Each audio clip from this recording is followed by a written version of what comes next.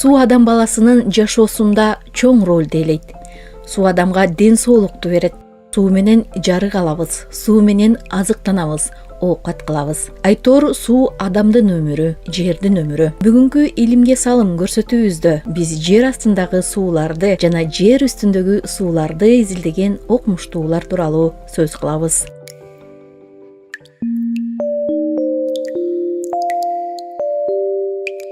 Суу маселеси жана гидроэнергетика институтунун жер астындагы сууларды сарамжалдуу пайдалануу лабораториясы жер астындагы сууларды башкаруу жана коргоо проблемалары боюнча изилдөө жүргүзүшөт. Техника илимдеринин доктору Рафаэль Литвак жер астындагы суулар боюнча бир канча жылдан бери изилдөөлөрдү жүргүзүп келет. Ал жер астындагы суулардын деңгээлинин төмөндөшү проблемалары боюнча бир топ иштерди жасап келет. Ал суунун төмөндөшү көйгөйүнүн чечүү жолдору илимий изилдөөлөр экенин баса белгилейт. И от руководства города Бишкек это оптимизация водоснабжения города. Бул ишти жаңы баштадык десек болот. Жаңы жасап жаткан иштерибиз Бишкек мэриясы менен жетекчиликтерден көз каранды. Жаңы жасап жаткан ишибиз болсо Бишкек шаарынын суу менен камсыздоону оптималдаштыруу. Акыркы жылдарда суу менен камсыз кылуу маселеси абдан курч болот. Демек аны оптималдаштыруу керек. Мисалы бул маселени алгач орто алыш суу кампадан башташыбыз керек. Анткени бул суу кампа жабык ойдуңда турат. Мындан сырткары жыл сайын жер астындагы суулардын балансын түзүп турушубуз зарыл. Муну менен бирге суунун агып чыкканы менен келгенин эсепке алуу үчүн эксперименттерди, теориялык изилдөөлөр талап кылынат. Бүгүнкү күндө зонада жайгашкан көптөгөн скважиналарга катуу көзөмөлдүн жоктугу жана дээрлик бардыгында чыгым өлчөгүчтөр жок. Ошондуктан биз бир катар тийиштүү документтерди даярдадык. Жасап жаткан иштерибизди административдик органдар колго алат деп ойлойбуз. Что мы пьем очень, как сказать, качественную воду. У нас опубликованы работы. Чындыгында биз жер астынан абдан сапаттуу жана таза суу ичебиз. Бул багытта биздин макалаларыбыз эл аралык журналдардын басылмаларында чыккан. Суу сапаты жагынан жогору болуп, концентрациялык нормасы европалык стандарттарга жооп берет.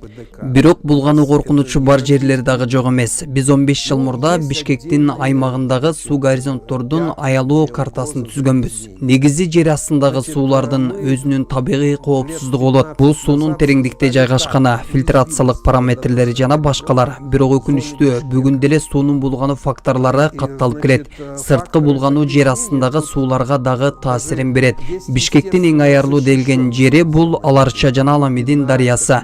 Бул жерлерде курулуш иштери, май, бензин, күйүүчү жерлер такыр жок болушу керек. Бирок биздин айрым жерлерге мындай курулуштар бар.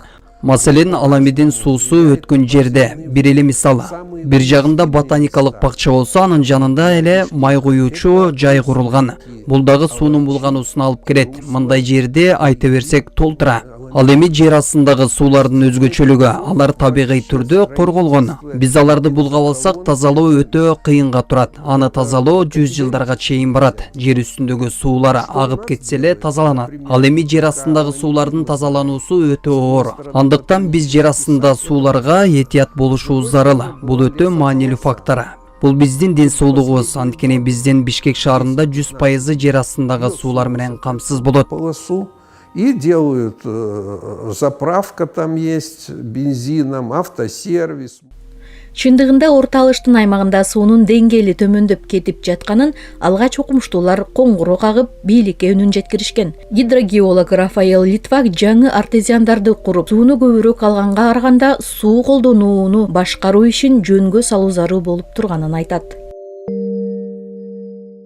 Мы на что обратили внимание, что на одном из основных водозаборов города Бишкек биз эмнеге көңүл бурдук? Бишкек шаарынын суу кампасынын биринде, мындайча айтканда, гидротехникалык курулмалардын биринде суунун деңгээли түшүп жатканын байкадык.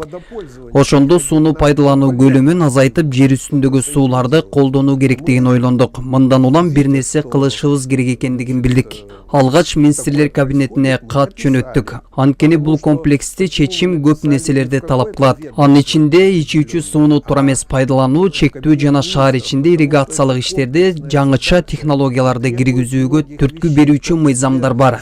Азыр жеке менчик үйлөрдө огородду кандай сугарып жаткандыгын көрүп эле жатабыз. Алар 1500 сом төлөп коюп, кайта каалаганча сугара беришет. Бирок сугарып жаткан суу жер астындагы суу кендеринен келип жатканын аңдабайт. Ал эми аны толуктоо дароо эле ишке ашпайт. Ошондуктан чектеш керек. Андыктан эң натыйжалуулугу бул сууга болгон төлөм өлчөмүн кароо. Бардык мамлекетте мындай төлөмдөр бар. Бизде болсо жок. Анткени эсептелген белгилүү бир төлөм жакшы.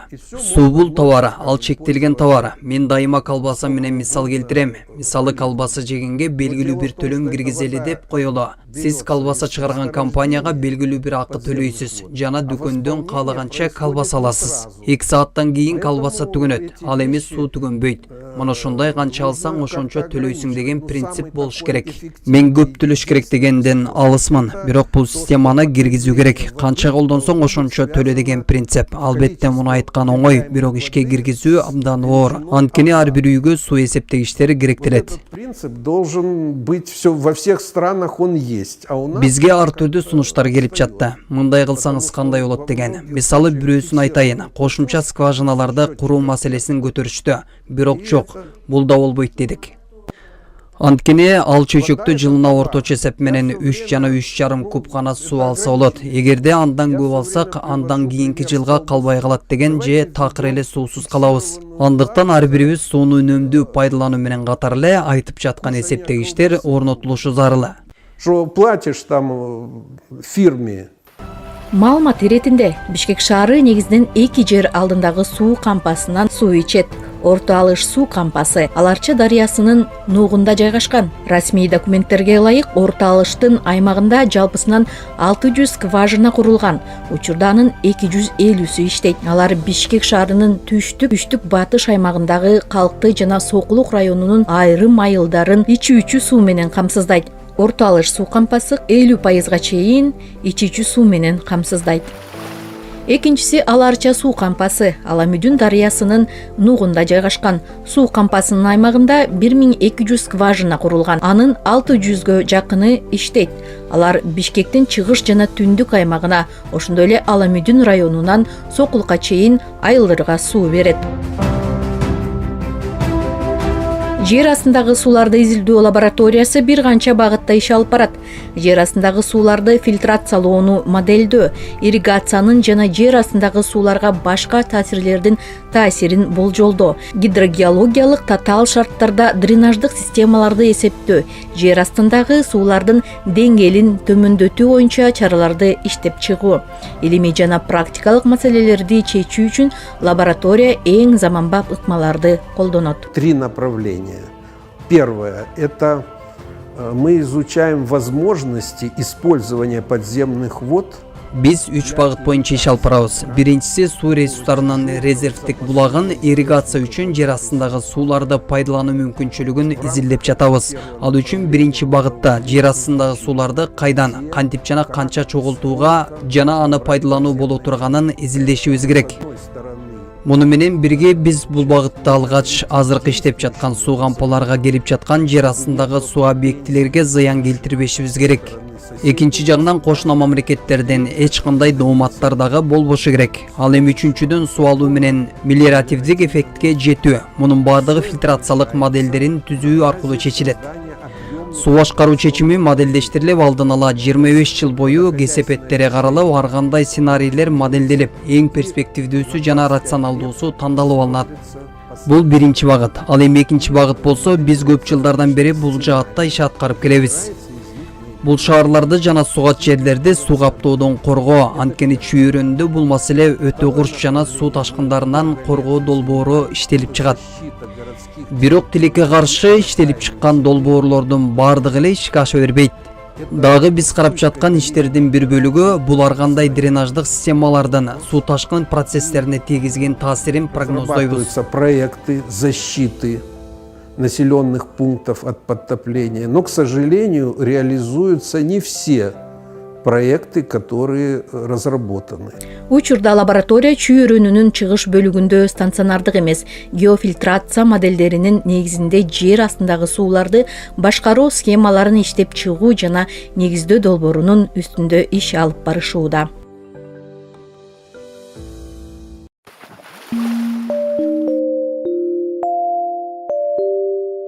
Институттун бир бөлмөсүндө жер астында суулардын көлөмүн изилдешсе, бул кабинетте жер үстүндөгү сууларга байкоо жүргүзүшөт.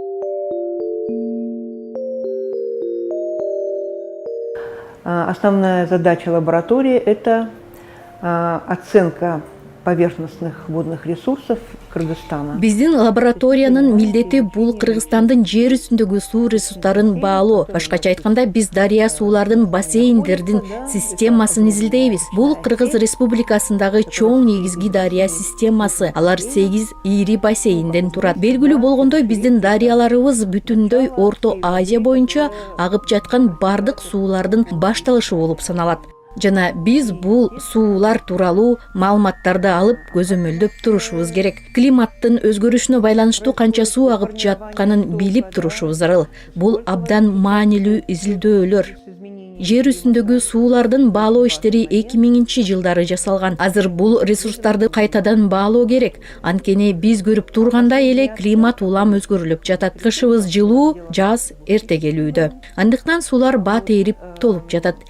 Негизи дарыя агымдарын көзөмөлдөп байкоо жүргүзгөн бул Кыргыз Гидромет. Бул мекемеде гидрогеологиялык посттор бар. Ал пост аркылуу суунун агымын, деңгээлин билип турушат. Ал эми биздин окумуштуулардын максаты кандайдыр бир себептерден байкоолор токтоп калса же посттор жабык болуп иштебей байкоодон чыгып калса, ошол учурдагы маалыматтар үзгүлтүксүзгө учурап калбашы үчүн биздин окумуштуулар чыгып кайта калыбына келтиришет. Маалыматтарды калыбына келтиргенден кийин баалоо жүргүзөбүз. Изилдөө иштерин Кыргызстандын бардык аймактарында жүргүзөбүз. Ушул жылы биздин максаттарыбыздын бири бул изилдөөлөр боюнча монография жазуу. 20-30 лет назад.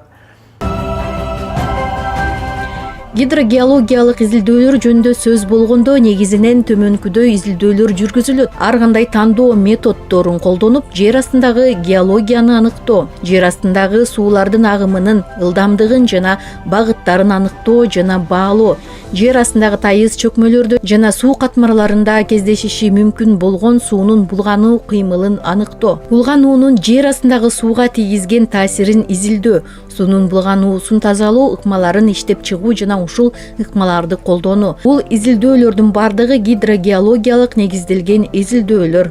Суудан көп нерсени тапса болот да, сиз билесиз.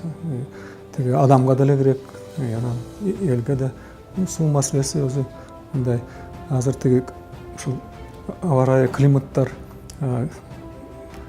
таптакыр башкача болуп, жылуулук келип, жанагы углекислый газ дейт, анан ар кандай эмелер канча өрттөп атабыз, нефть, газды табып, анан тиги токойлор күйүп атат, анан тор эми Кыргызстанга деле биз ал жерден кичине алысыраак болсок деле баары бир зыян тийгизет. Атмосфера дегенде мына круговорот деп коет, айланып эле суу океандардан келип, анан тоо жакка жабып, анан биздин мөңгүлөр тайып, азайып, анан жердин үстүндөгү сууларды эме изилдесек, жердин астына кирип кеткен суулар бар да, алардын деле запастары мына ичкилик жагынан сууларды мына бул карталарда көрсөтүп турат, кандай кайсы жерде месторождениялар бар да.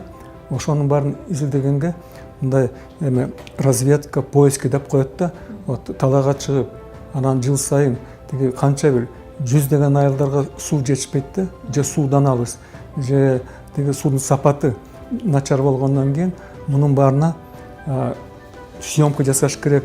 Биздин ушул гидрогеология дейт, суу маселеси боюнча тиги эмеде Госгеологенство дейт, производстводо ана мына илимий жактан же приборлор керектүү жетишпейт. Бар бир эме адистер иштеп атат.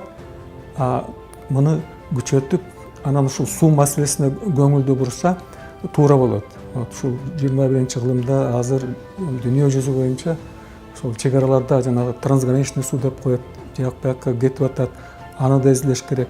Жөн эле бул биздин институтта камеральный жумуштап коет, лабораторияда отурбай талаага чыгат. Анан командировочный акчалар болсо чыгабыз, бензин керек, тоолдун чокусуна чыгыш керек, чыгараларды кыдырыш керек. Анан сууду, жердин астындагы сууду изилдегенге ал жерге бурить этиш керек скважиналарды. Ал терең, ал кымбат. Анан ушул көп жумушту бул институт аткарып атат. Бүгүнкү күндө компьютердик технологиялардын өнүгүшү менен жерди моделдөө ишинде ар кандай программалар колдонулат. Жер астындагы суулардын ресурстарын жана суу бассейндерин аныктоодо алгач жердин алдын ала изилдөө иштери жүргүзүлүп, бургулоочу жерлер жана тереңдиктер аныкталат.